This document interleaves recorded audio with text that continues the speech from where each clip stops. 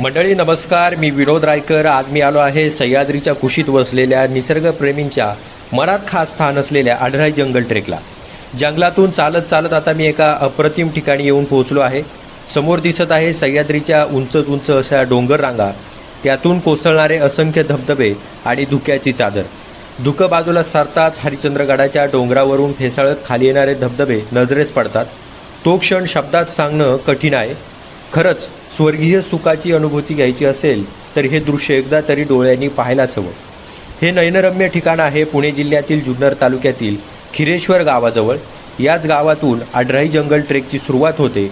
एका बाजूला उंच भव्य हरिश्चंद्रगड तर दुसऱ्या बाजूला दाट हिरवाईने नटलेलं आढराईचं जंगल. हे जंगल जैवविविधतेने समृद्ध असून येथे विविध प्रकारचे पक्षी, फुलपाखरे आणि अनेक वन्यजीव आढळतात.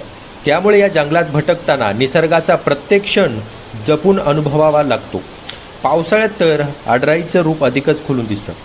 प्रत्येक पायवाट हिरवाईने नटलेली असते. प्रत्येक दरीतून वाहणारे धबधबे आणि प्रत्येक श्वासात भरून राहिलेला शुद्ध गार वारा, हा अनुभव आयुष्यभर लक्षात राहतो.